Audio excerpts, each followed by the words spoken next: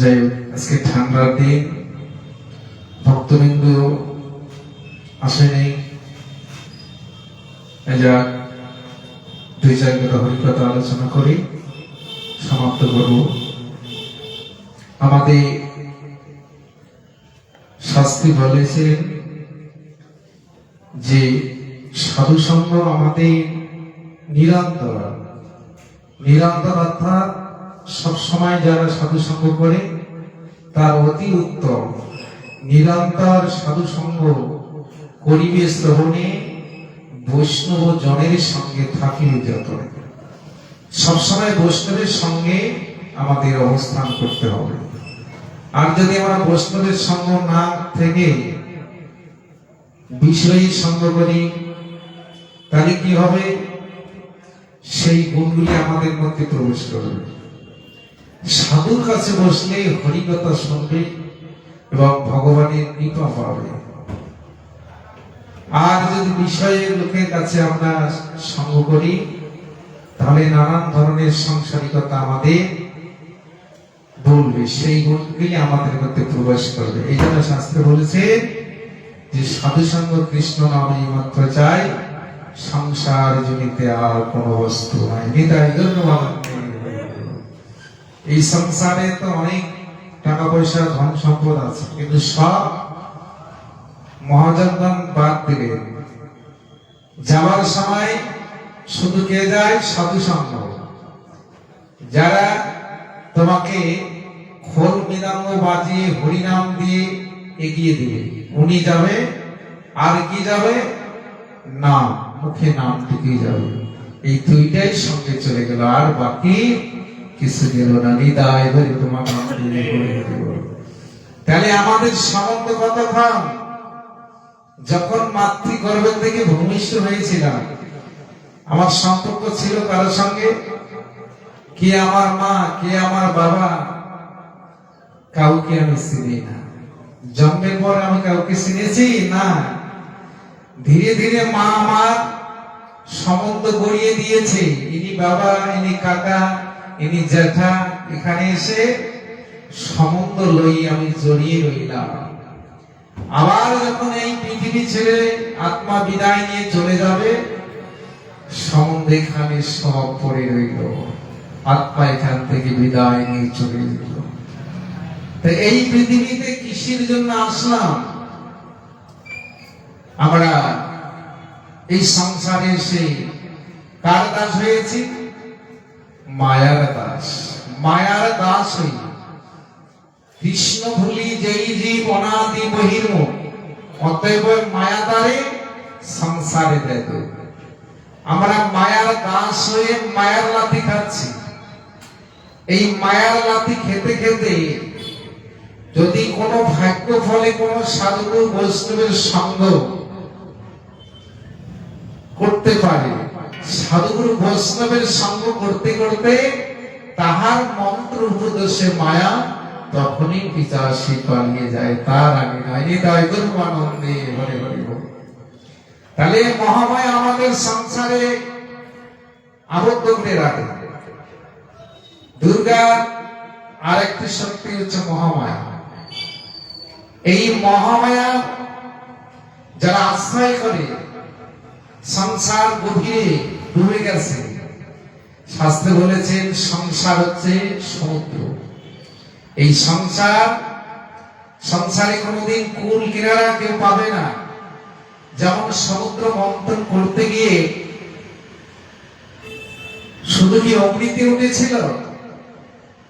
হাতি উঠেছিল, লক্ষ্মী উঠেছিল, শেষে কি উঠলো? বীজ উঠলো। ওই বীজটা আর কেউ গ্রহণ করতে পারে না।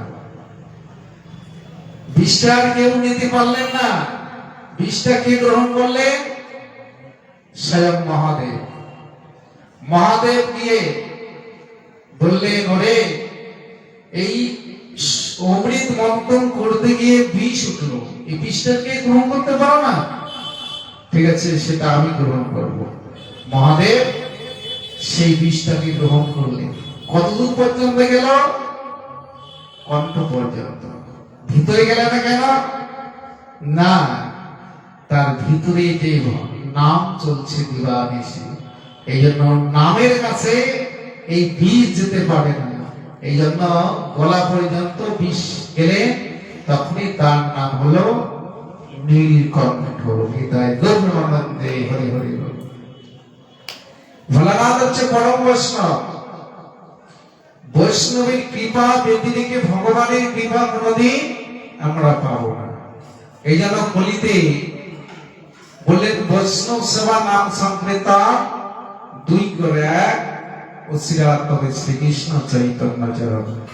এই বৈষ্ণব সেবার মহিমা শুধু কলিতে প্রকাশ করলেন। যেমন রুইদাস একজন মুচি ছিল, তাহলে রুইদাস মুচি তাকে সেবা না দিলে স্বর্গের ঘন্টা বাজবে না। পঞ্চপাণ্ডবের তিনি তো নিষেধাজ্ঞা যুদ্ধ সেলাই করে, কিন্তু সারা রাজ্যে ভক্তদের সেবা দিল, স্বর্গের ঘন্টার শব্দ দিল না। অবশেষে ওই রুইদাস মুচিকে সেবা দিয়ে তো স্বর্গের ঘন্টা বাজবে। তাহলে আমাদের জাতির থেকে যদি ভজন যে কোনো কুলে জন্ম হোক না কেন, যদি কর্ম হয় তার কর্মটাই শ্রেষ্ঠ। তিনি যে জুতো সেলাই করতেন, তিনি মনে মনে গুনগুন করে কৃষ্ণ গুণগান করতেন। তা এই যে রুইদাস তিনি সাধারণ নয়, তিনি একজন প্রিয় ভগবানের ভক্ত। তাকে পরীক্ষা করার জন্য ভগবান এসেছিলেন, কিন্তু ভগবান পরীক্ষায় ফেল হয়ে গেছে। কি করে? রুইদাস জুতো সেলাই করে, যদি কোনো ভক্তকে দেখে তার জুতো সেলাই করলে ফ্রিতে দেয়, পয়সা নেয় না।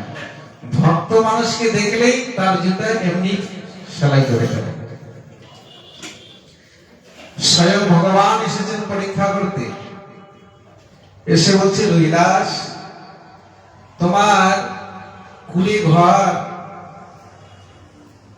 তুমি এইরকম ভাবে অবস্থায় চলো, তুমি কিছু ধন সম্পদ নাও, এই যে মুদ্রাটা নাও, পরশমণি, এইটুকু তোমাকে দিলাম, এটাই তোমার জীবনের সম্পদ। তখন বলছে প্রভু, এটা আমাকে দিচ্ছেন কেন? আমি তোমাকে একটা বিনিময় দিলাম, তোমার কষ্ট দেখে আমার সহ্য হয় না। এবার ওই পরশমণিটি একটা লোহাতে স্পর্শ করার সাথে সাথে লোহাটাও সোনা হয়ে যায়। প্রভু, এটা আমাকে লাগবে না, এটা আপনি নিয়ে যান, এটা আমার দরকার নেই। ভগবান বললেন, রুইদাস তুমি রেখে দাও, আমি সময় মতো নিয়ে যাব। কি করেছিলেন? ওই রুইদাস প্রতিদিন দোকান খুলে জুতা সেলাই করে, আর পরশমণিটা কি করেছেন? চালের বাতায় গুঁজে রেখেছেন। ওটা যে স্পর্শ করলে লোহা সোনা হয়ে যায়, কিন্তু তার ওদিকে খেয়াল নেই। তার খেয়াল কোনটা? শুধু নাম যেন আমার বন্ধ হয় না। আর আমরা যদি পরশমণি পেতাম তাহলে তো কোটিপতি হয়ে যেতাম। তাহলে উনি পরশমণি পেয়েও কাজে লাগলেন না। একটা লোহায় লাগালে সোনা হয়ে যায়, তার জুতা সেলাইয়ের দরকার আছে বাজারে? কিন্তু তবু তিনি কর্ম করে যাচ্ছেন। আমার এটাই কর্ম, আমি 2-4 পয়সা পাবো, সাধু বৈষ্ণব যদি এসে তাকে এমনিতে সেলাই করে দেব। তাই কি করলে? ভগবান এই পরশমণি দিয়ে চলে গেলেন। পরে ফেরার পথে আবার তার দোকানে গেলেন, দেখা করলেন, রুইদাস, আমি যে যাবার পথে তোমাকে একটা বস্তু দিয়ে গিয়েছিলাম, তুমি কি করেছো? ও প্রভু, ওটা তো আমি চালের মাথায় গুজিয়ে রেখেছি। সর্বনাশ! আর এটা তোমার কাজের জন্য দিয়েছি, এটা যেখানে লাগাবে সেখানে সোনা হয়ে যাবে, তো তুমি চালের মাথায় গুজিয়ে রেখেছো। বলছে প্রভু, ওটার দরকার নেই, ওটা আপনি নিয়ে যান। এই সর্বনাশ! তাহলে এক কাজ করো, আমি কিছু তোমাকে মানিমুক্তা দিচ্ছি, তুমি এটা ভগবানের সেবায় লাগো। বলছে প্রভু আমাকে ওগুলি লাগবে না, কেননা ওগুলি নিলে আমি আমার মনের মধ্যে অহংকার সৃষ্টি হবে, বিষয় বৈভব অহংকারে আমাদের সৃষ্টি করে, তা সেই বিষয় আমাকে লাগবে না, আপনি সব নিয়ে যান। ভগবান ভক্তের সঙ্গে আর পারলেন না, বলছে রবিদাস আমি তোর কাছে হেরে গেলাম, আমি তোমাকে পরীক্ষা করতে আসলাম, আমার কাছে তো অনেক কিছু অনেক জনে চায়, আমি তো দিয়ে দেই, কিন্তু তুমি তো সেটা নিলে না। তাই ওই কাশীতে এক রাজার এক পুরোহিত, তিনি কোথায় এসেছিলেন? রবিদাসের কাছে। শুনি বলে রবিদাস একজন পরশমণি দিয়েছে, তিনি গ্রহণ করেননি। সেখানকার ব্রাহ্মণ পূজারী রবিদাসের দেখা করতে এসেছে, এসে বলছে রবিদাস তুমি নাকি পরম ভক্ত, তা আমি তো প্রতিনিয়ত গঙ্গায় পূজা করি মনস্কামনা পূর্ণের জন্য, তা চলো একটু গঙ্গায় যাই। রবিদাস কি বলেছিলেন? ব্রাহ্মণ মশাই গঙ্গায় যাওয়ার মতো আমার ভাগ্য নয়, কেননা আমি জাতিতে মুচি, কারণ আমি ছোট জাত, আমার ওই গঙ্গায় গেলে গঙ্গা অপবিত্র হয়ে যাবে, আমি এখানে গঙ্গাকে এখান থেকে প্রণাম করব। তবে হ্যাঁ আমি তোমাকে একটা কলা দিচ্ছি, গঙ্গা মাকে দিয়ে দিবি কলাটা। সেই ব্রাহ্মণ কলাটি নিয়ে এসে ব্যাগের মধ্যে রেখে দিয়েছে। এবার গঙ্গার উপরে ভাগে পূজা করছে গঙ্গা, কিন্তু কলাটা গঙ্গাকে দিতে ভুলে গেছে। শেষে তার স্মরণ হলো যে রবিদাস আমাকে একটা কলা দিয়েছে গঙ্গাকে দেওয়ার জন্য। এবার কি করলে? কলাটাকে ফেলে দিবে, আর যেই ফেল দিয়েছে গঙ্গার জলে, স্বয়ং গঙ্গা মা হাত বাড়িয়ে কলাটাকে ধরেছে। কলা থেকে ধরে গঙ্গা স্বয়ং এসে ব্রাহ্মণকে বললেন, ব্রাহ্মণ মশাই এই যে কলাটি যে রবিদাস দিয়েছে, এই যে হাতের একটা বালা আমি খুলে দিলাম, এই বালাটি সহ এই কলাটি রবিদাসকে দিয়ে দেবে। ব্রাহ্মণ মশাই শুনি অবাক হয়ে গেল, স্বয়ং গঙ্গা নদী থেকে উঠে নিজের বালা সহ কলা ফেরত দিলেন রবিদাসকে দেওয়ার জন্য। এ তো যে বালা দিয়েছেন সে তো মূল্যবান বস্তু। কি করলেন? বাড়িতে চলে গেলেন। সেই ব্রাহ্মণ বাড়িতে গিয়ে ওই বালার কথা ভুলে গেছে। কিছুদিন পর সংসারে এমন অশান্তি এসে গেল,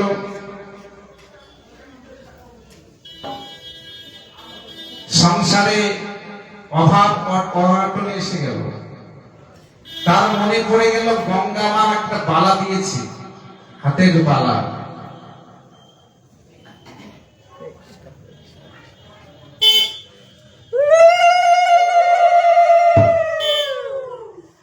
এই বালাটা যদি আমি বাজারের স্বর্ণ দোকানে বিক্রি করি তাহলে অনেক টাকা হবে। স্বর্ণকারের দোকানে গিয়েছে, গিয়ে বালাটি দেখিয়েছে যে আমি বালাটা বিক্রি করব। স্বর্ণকার দেখে বলছে, এই বালা আপনি কোথায় পেয়েছেন? এ তো মহামূল্যবান, অনেক টাকা দাম। ঠিক আছে, বালার মূল্য আমি দিয়ে দেব, বালা দিয়ে দাও। সেই বালা কি করেছে? একজন মেয়ে ছেলে মানুষ নিয়ে নিয়েছে, খরিদ করে নিয়েছে।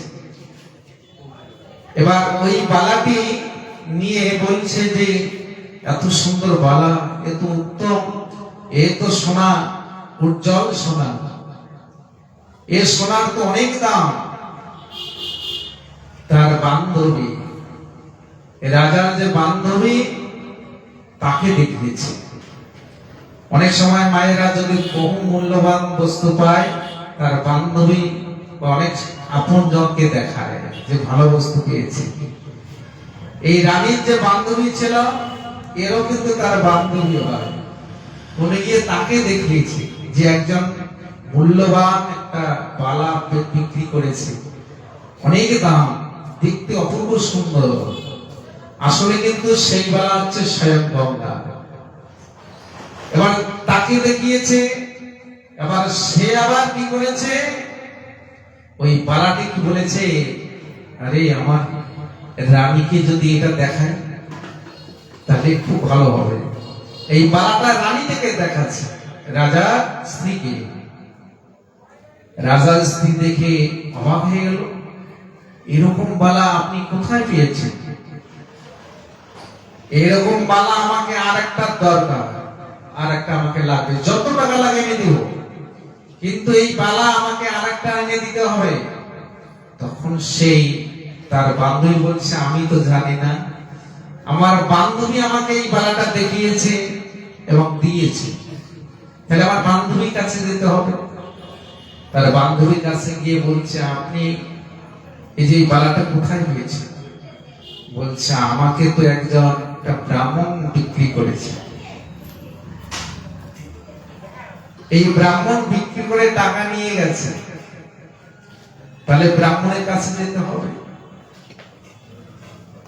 ব্রাহ্মণের কাছে গিয়েছে, যা আপনাকে যত টাকা লাগে আমি দেব, কিন্তু এইরকম বালা আর একটা দিতে হবে। এবার ব্রাহ্মণ বলছে, সর্বনাশ, স্বয়ং গঙ্গা মা আমাকে এই বালাটার করার সহ রুইদাসকে দিতে বলেছে, কিন্তু আমি সেটা দেইনি, আর আজকে সেটা আমি বিক্রি করতে গিয়ে ধরা পড়ে গেলাম। তখন রানীকে বলছে, রানীমা, এরকম বালা আর আমি দিতে পারবো না, কেননা এই বালাটি দিয়েছে স্বয়ং গঙ্গা। আমি পূজা করতেছিলাম গঙ্গা, যে রুইদাস আমাকে একটা কলা দিয়েছে গঙ্গা মাকে দেওয়ার জন্য, আমি ওই কলাটি গঙ্গাকে দিয়েছিলাম, আর স্বয়ং গঙ্গা জল থেকে উঠে ওই কলাটি সহ তার হাতের বালাটি খুলে দিয়ে বলেছে, এই কলা সহ তুমি বালাটি রুইদাসকে দিবে। সেটা আমি রুইদাসকে দেইনি, আমি বিক্রি করে দিয়েছি, আমি কিন্তু আর দিতে পারবো না, আমার ক্ষমতা নেই আমি এরকম বালা বানিয়ে দিতে পারবো। তবে তুমি যদি বালা এনে দিতে না পারো আরেকটি, তাহলে তোমার মৃত্যুদণ্ড হবে। আমি বললাম, তুমি যেখানে পাও আমি কোনো কথা মানবো না, তোমাকে বালা এনে দিতেই হবে। ব্রাহ্মণ নিরুপায় হয়ে ছুটতে ছুটতে আসলে রুইদাসের কাছে এসে প্রণাম করে বলছি, রুইদাস, হে প্রভু, আমি নিরুপায়, আমি অন্যায় করেছি, অপরাধ করেছি তোমার কাছে।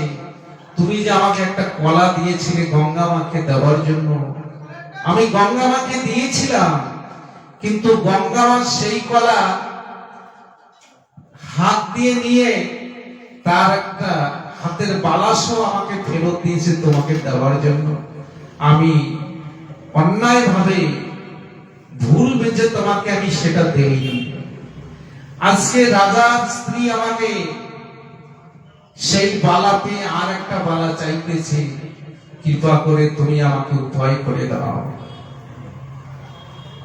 তখন রুইদাস বলছে, ব্রাহ্মণ মশাই, আমি তো গঙ্গায় যাইনি, আর আমি তো জাতিতে ছোট নিচু জাত, আমি গঙ্গাকে এখান থেকে প্রণাম করি। তার যে ভক্তি, দৃঢ় ভক্তি, গঙ্গা আর থাকতে পারে না।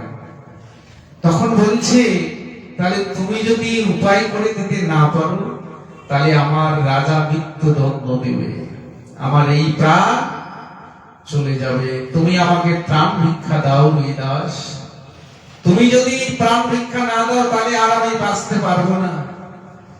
সেই রুইদাসের চরণ ধরে কাঁদতে লাগলেন ভক্তাধীন ভগবান। রুইদাস বললেন, ব্রাহ্মণ মশাই, তুমি কাঁদো না, তোমার আমি উপায় করে দিচ্ছি।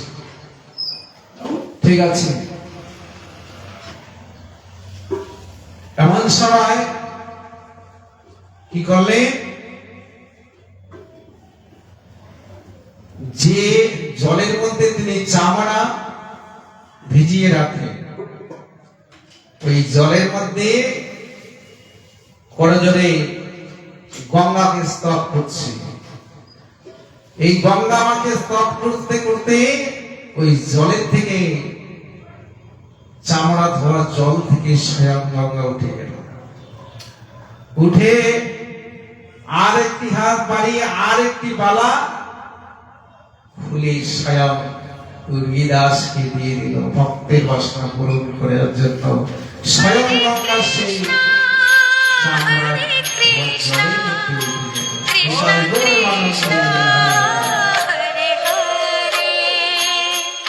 সেই বালা নিয়ে রানীটাকে অনেক পুরস্কার দিয়ে দিল। আর এই দেখে রাজা গিয়ে তাকে কি করলেন, গুরু করলেন হরিদাসকে। হরিদাসকে গুরু করার পর গুরুদেবকে বলছে, গুরুদেব আপনি একটু আমাকে চরণামৃত দাও। তখন হরিদাস বলছে, চরণামৃত, আচ্ছা ঠিক আছে চরণামৃত দিব। তিনি কি করলেন, ভগবানকে মনে মনে স্মরণ করে সংকল্প করে ওই চামড়া ধোয়া জল একটুকু ওই রাজার হাতে দিয়েছে। কিন্তু ওটা সংকল্প করেছে, ভগবানকে স্মরণ করে অর্চন করে তবে দিয়েছে। আমরা যেমন ভগবানের স্নান করি, স্মরণ করে তো করতে হয়, কিন্তু রাজা ওটা দেখে ফেললেন যে চামড়া ধোয়া জল আমাকে দিল, এটা কি অর্চনের জল? আমি ছিলাম অর্চনের তার স্নানের জল, ভগবানের চরণামৃত, আর ইনি দিল চামড়া ধোয়া জল আমার হাতে দিল, এটা আমি কি করে খাবো? কি করলে, হাতে যেই দিলেন, এখন ইনি চিন্তা করছে, গুরুদেব আমাকে এইটুকু অর্চনের স্নানের জল দিলেন, এটা আমি কি করে খাবো?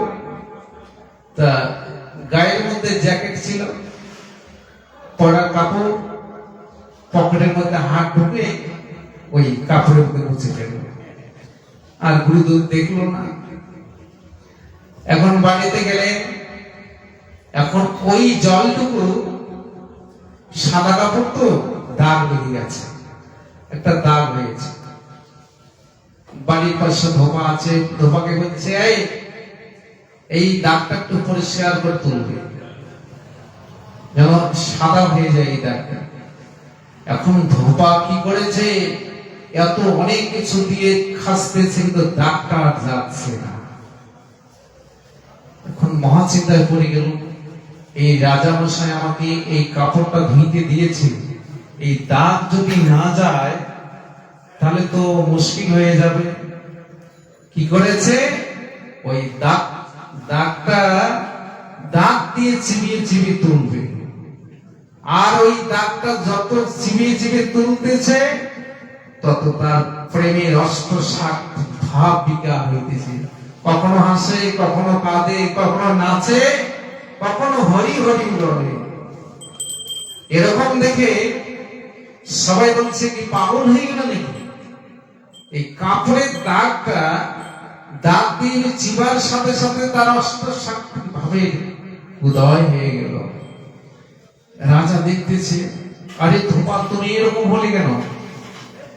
বলছে, আমি তো বলতে পারি না, কি যেন আমি এই দাগটা দাগ দিয়ে চিবিয়েতে, দাগটা দাগ দিয়ে আমি চিবিয়ে তুলবো, আর ওখানে যে কি বস্তু পেলাম আমি বলতে পারি না। আমার শরীরে যেন কি, আমার কখনো হাসি, কখনো কাঁদি, কখনো নাচি, কখনো গাই। তা ভগবানের চরণামৃত যদি এই কারো একবার বদনে আস্বাদন হয়, তার অষ্টসাত্ত্বিক ভাবের বিকার হয়, তার এহ জগতের বাহ্যিক কোন জ্ঞান থাকে না। সে বাহ্যিক জ্ঞান হারিয়ে ভগবানের অন্তরঙ্গ ভক্ত হয়ে যায়। নিতাই গৌরানন্দে হরি হরি বল। তা এই জন্য এই যে আমাদের শীতলকুচি রাধা গোবিন্দ মন্দিরে প্রতি মঙ্গলবার এবং একাদশী করে অনুষ্ঠান হয়। এখানে সবাই আসতে পারে না, কিন্তু আসার তো অনেক লোক আছে। শাস্ত্রে বললেন এই সাধু সঙ্গ করা এটা একটা সুকৃতি প্রয়োজন আছে। কারণ এই সাধু সঙ্গ করলে কি হয়, কেনই বা আমরা সাধু সঙ্গ করব? আমাদের প্রতিটি মানুষের জীবনে চিত্তরূপ দর্পণ, সে তো দর্পণ মার্জন ভব মহাদাবাগ্নি নির্বাপন, মহাপ্রভু এই শ্লোকটা রচনা করেছেন। এই চিত্তরূপ দর্পণ অর্থাৎ আয়না, যেমন একটা আয়নার মধ্যে যদি কালি পড়ে যায়, ওই যতক্ষণ কালিটা মুছবেন না আয়না দিয়ে বদন দর্শন করতে পারবেন। তা আমাদের এই হৃদয়ে চিত্তে যদি কামনা বাসনার ময়লা পড়ে যায়, যতক্ষণ আমরা সাধু সঙ্গ করবো না ওই আবর্জনা পরিষ্কার হবে না। আর আবর্জনা যদি পরিষ্কার না হয় সাধু সঙ্গে আর আসতে পারবো না। নিতাই হরি হরি হরি। যেদিন সাধু সঙ্গ করতে করতে আবর্জনা পরিষ্কার হবে, হরি নামের ধ্বনি শুনলে সে ছুটে গিয়ে সাধু সঙ্গ করবে। নিতাই গৌরানন্দে হরি হরি। পঞ্চাকল্পতরুস্য কৃপা সিন্ধুশ্চ পতিতানাং পাবনেভ্যো সর্ব বৈষ্ণবেভ্যো।